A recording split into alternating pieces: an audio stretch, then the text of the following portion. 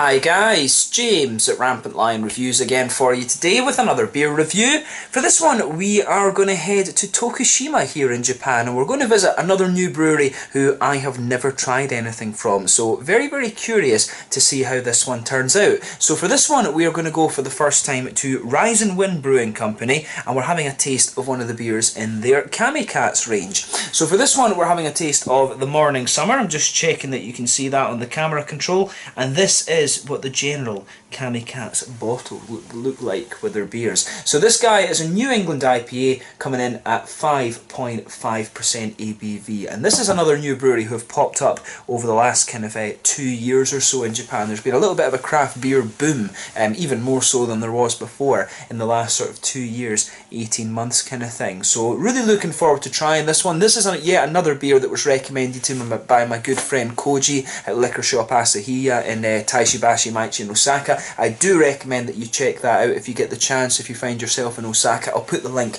to his Facebook page in the description below, but he's never given me a bad beer to review for you guys here, so I really hope you enjoy this one, and as always, thank you for tuning in and watching my videos. So anyway, as is usual with my reviews then, I'll tell you a little bit about the brewery. If you want to get straight to the tasting, just fast forward. All the usual links are in the description below. That's the brewery website, the link to my other reviews that hopefully I can do in the future from Rise&Win Brewing Company and the Kamikatz beers. Very first time I'm trying one of their beers, as I said to you. There's all the usual social media. If you want to see more beer reviews, do please consider subscribing to the channel. The whole channel of course has a geography based tagging system, so you can go into the home page and search for beers based on country, city, state, county, prefecture, whatever it is you're interested in. Do check out the playlist of beers from different countries. There is one there for all the Japanese beers that I've reviewed for you. That's constantly being added to, and as always, please do get in touch and let me know some of the other beers and breweries that you guys would like to see me review. It's always great to hear from you guys that are watching the videos, and the support that you show the channel is hugely appreciated. So anyway, to tell you a little bit about Rise&Win Brewing then. So Rise&Win Brewing are based in a little village called Kamikatsu in Tokushima in Japan, and apparently back in 2003 the residents of this town kind of rebelled against mass production, and this resulted in them kind of creating a system where they had to organise their waste into 34 different categories, and this actually led to an 80% recycle rate of the town's garbage, which made it one of the most green friendly places, not only in Japan, which is already a very kind of green country if you like, but also in the world. And they apparently have plans to reach 0% waste by 2020, and from what I gather they are well on their way, and this brewery are really trying to kind of embody that spirit. So the three founders of this project that made the whole that really started this whole kind of recycle thing in Tokushima, they've basically named this project the 3 R's, and this is reuse, recycle and reduce. So the brewery building that these guys have is actually very interesting as well. It was designed by Hiroshi Nakamura and NEP, and they created the brewery out of 100% recycled materials. Their pub actually uses furniture that has been collected from the village rubbish collection,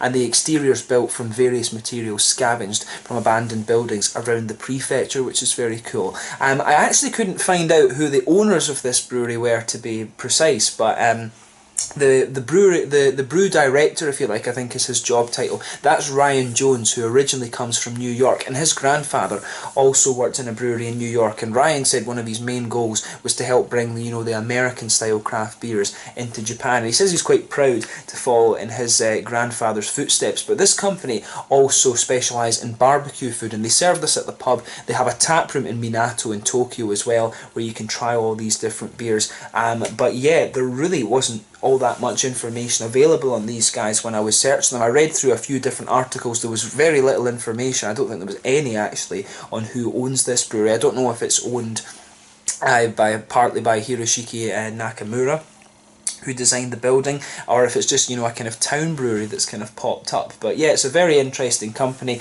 and you can see they always talk about their beers are organic. I think this is maybe the first organic brewery, fully organic brewery that's popped up in Japan. So yeah, very interesting company, this one. I do recommend in particular with this brewery that you have a little look at the website in the description below. It does have an English section, and you can check out all the different pictures and stuff of the brewery building. It's a very, very interesting design, and it's quite random actually, but they do say that in the future they do want to move production to a slightly bigger factory. But yeah, if you want to try some of these beers, either go to the Kamikatz bar in Minato in Tokyo, or you can actually go to Tokushima and visit the barbecue general store sort of thing. So yeah, really interesting company this one. As I say, I think this is the first organic craft brewery that I've encountered from Japan, but they've got a few different beers in their range. They've got some kind of regular ones there, and I think this one is actually a seasonal beer, and I thought, you know, it's an organic New England IPA in Japan, very, very kind of unusual thing, so I thought I'd best pick that one up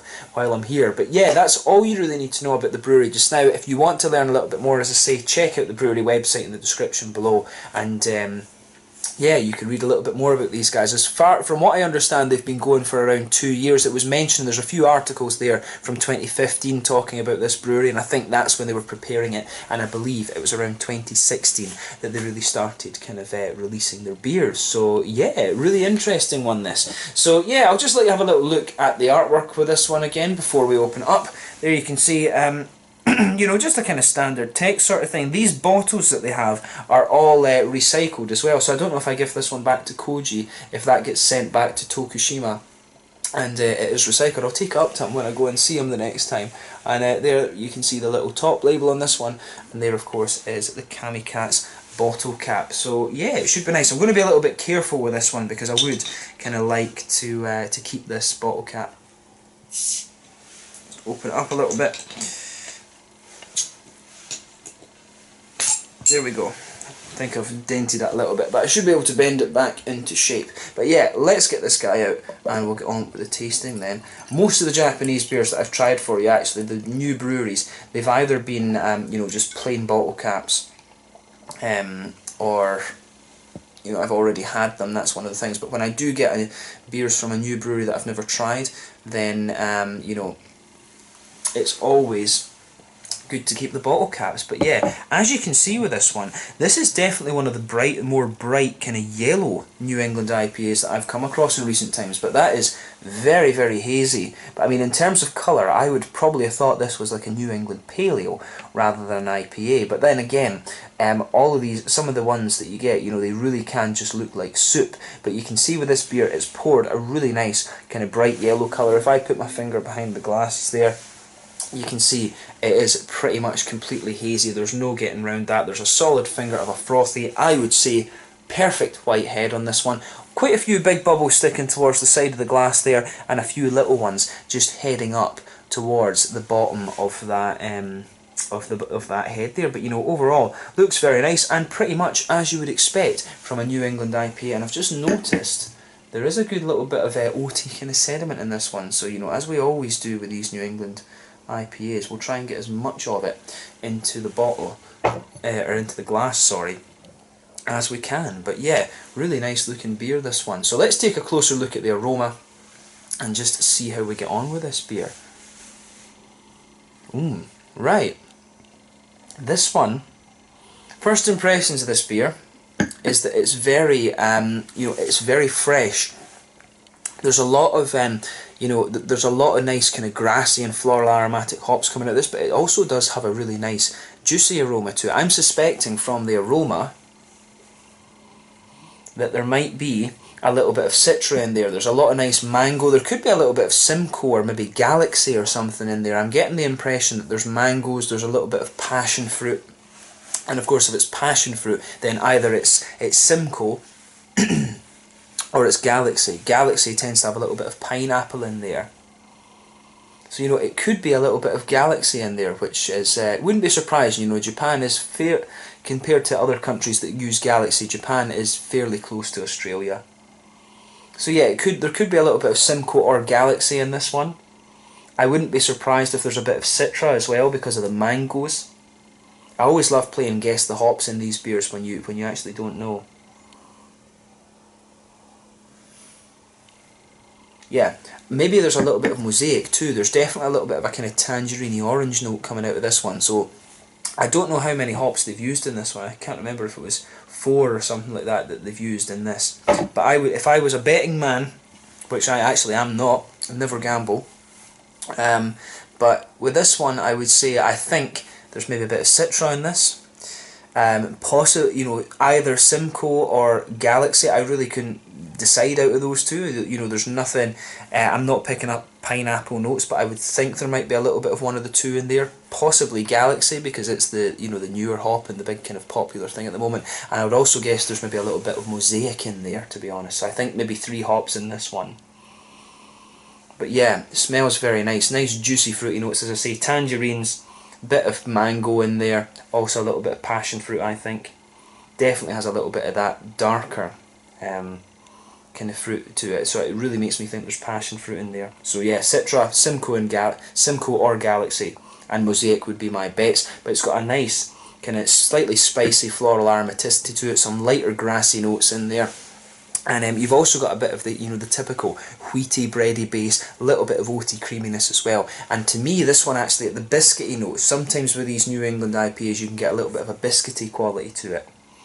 And to me, this one does just have a little bit of a sweet edge to it, which is quite interesting. It does smell a little bit sweeter in the malt base than some of the other New England IPAs that I've come across in recent times. But yeah, take a little bit of time and just enjoy the aroma of this beer before you get stuck into it. And as I say, this is my first encounter with this brewery then. So for this one, we are going, as I said, it's the Rise&Win Brewing Company, one of their Kamikatz beers. This is the Morning Summer, which I understand is one of their fairly recent seasonal releases. So let's get stuck into this one then, a New England IPA at 5.5%. Slàinte, skål, kanpai.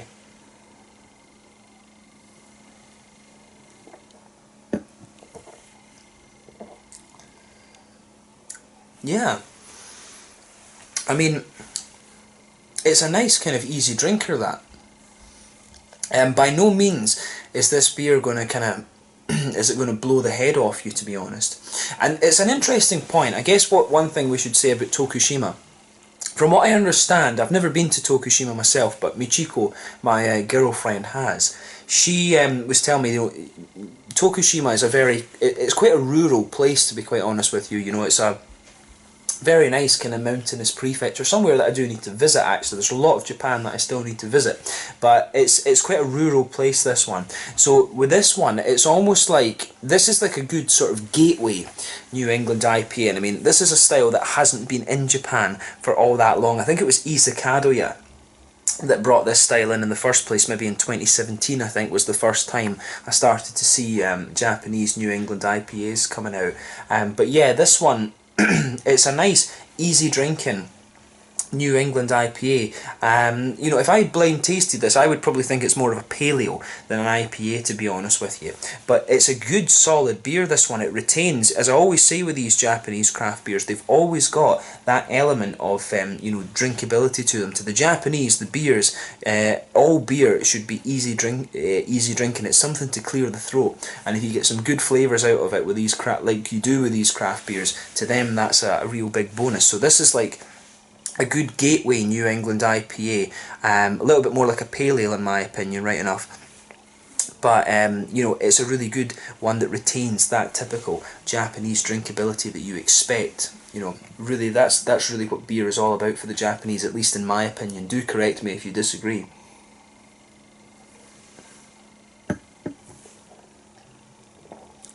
But yeah, I mean, this is nice. So let's try and break the flavour down a little bit then. So in the middle of your palate, there's a nice kind of just smoothness out of this one. You've got a lovely sort of pale malty quality that just blankets the middle of your palate. I think there's an element of wheat in there as well, because it's very, very smooth in the middle of your palate. And of course, one of the ways that they bring that out is either to use lactose or dextrose, or to use wheat malt. This one, I think, is definitely using a little bit of wheat malt in there. In the centre of your palate, you can feel that there's a little bit of that oaty creaminess coming out of the beer. They've definitely used a little bit of oats in here, and almost dead in the centre of your palate, there's a little bit of a kind of biscuity sweetness to this one. It's quite mild actually. The biscuity sweetness in this one is very, very mild compared to some of the other New England IPAs that I've reviewed.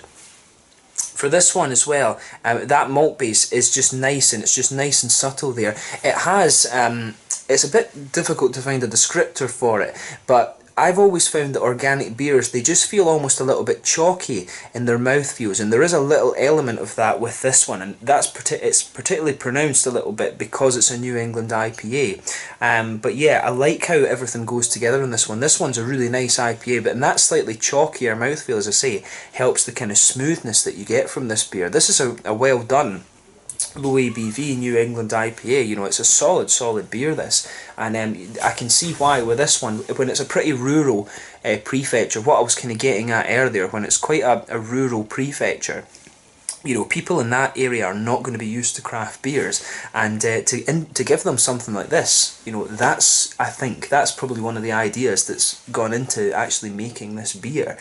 So these ones are just a little bit more flavoured, but you know, it's still retaining that typical drinkability that the people would say. It's mainly in the cities in Japan that you're getting a lot of the craft beers, although in fairness, a number of the sake breweries are brewing craft beer as well, and that's one of the other things. Sake, people in Japan, the rural people everywhere, everyone loves good sake, so it's a bit strange that the craft beer thing has taken sort of that bit longer to cotton on in Japan. But I think it's just, you know, the monopolies of, you know, Asahi, Suntory, Sapporo, and all of these kind of things. You know, they've run things for so long in Japan, and it takes the little guys a bit of time to actually get into it. So it's very cool to see a brewery like this popping up in somewhere that's particularly rural. I think this is probably the most rural Japanese brewery that I've come across, or Japanese craft brewery that I've come across so far.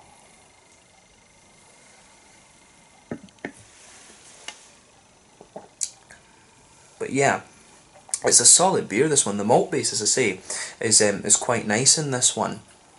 And I will say that slightly almost chalky mouthfeel it was talking about, as I say, it's quite subtle.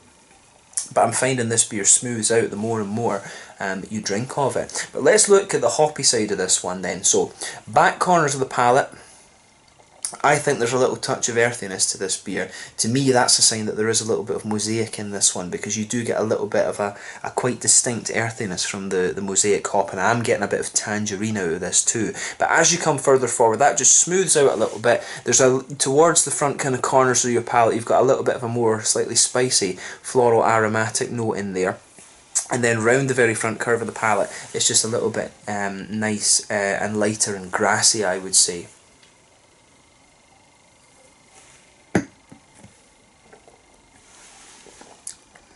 Yeah, so for me, this one, the fruity side of this beer, is really interesting. As I always say, behind the front curve of your palate, you get that nice little oily bubble where those juicy, fruity esters start to come out of the beer. For me, there's definitely a little bit of passion fruit in this one. And the passion fruit's quite distinctive, because passion fruit and grapefruit, it's almost just like it's a slightly darker flavour than you get from other tropical fruits like pineapple and everything like that. I do think there's a bit of passion fruit in there, so I'm going to reiterate my my thought that there might be either Galaxy or Simcoe in this one. I think there's a bit of Citra in here as well, because there's definitely a slightly more juicy sort of mango note with this one, and in the later part of the aftertaste, there's some of those complexities that you might expect from it. There's maybe a little touch of a lemon limey and kind of almost lychee kind of flavour coming out of this one too. I do think there's a bit of Citra being used in this one. But there's also a good bit of orange, as I was mentioning earlier. You can feel there's a little bit of that juicy kind of tangerine note as well, which is really nice.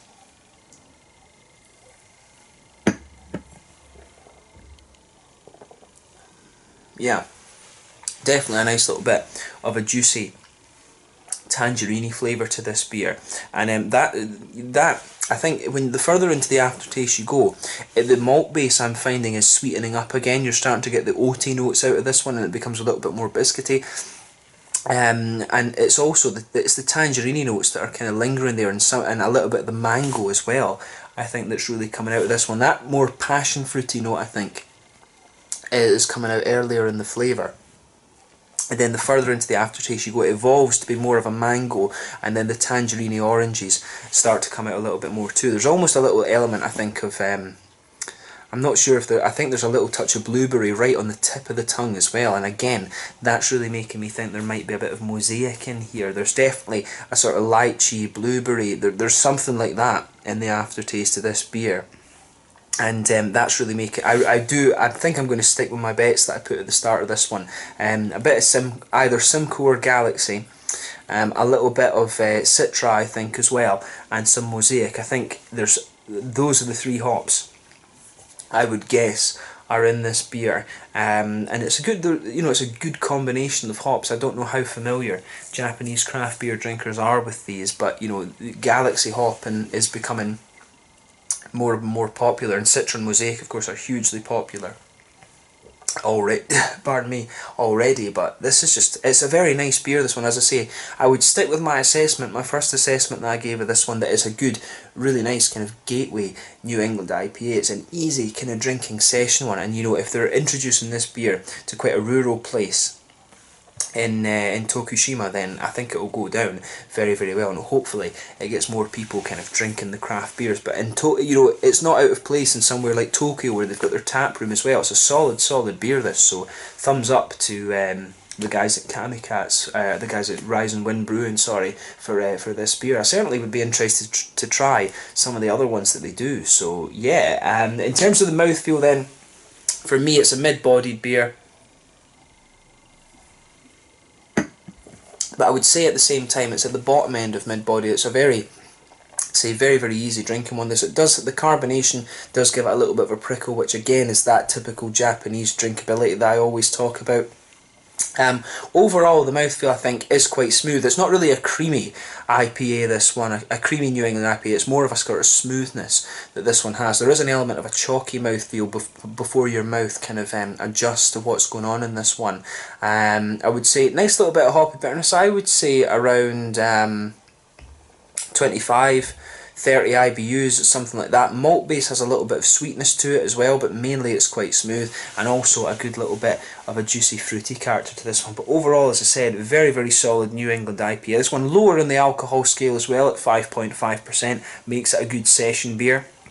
And yeah, I certainly wouldn't hesitate to drink this one again. As I say, the quite cool thing about this is that it's from somewhere that's rural, and I think this is a kind of good almost gateway New England IPA, which is very cool. So yeah, I'm very interested to see how this company progress over the next few years, and I do hope that I can review another one of their beers on one of my future trips to Japan, which I'm sure there'll be many of. So yeah, let's leave it at that for this one. This one was the Morning Summer from Rise&Win Brewing Company. And their Kamikatz range in Tokushima in Japan. A really interesting beer, this one, and as I always say, it's cool to try different beers from different places. So I hope you guys have enjoyed my take on this one. So once again, thank you for watching my beer reviews. Until the next time, please like, subscribe, share, all the usual YouTube stuff. Let me know your own thoughts on this beer in the comment section below. Let me know what your favourite beers are from Rise&Win and their Kamikatz range, and I'm sure I'll return to these guys at some point in the fairly near future. But slàinte just now, and I will catch you guys a bit later. Make sure you try some of these beers if you get the chance. Slàinte, skål, kampai.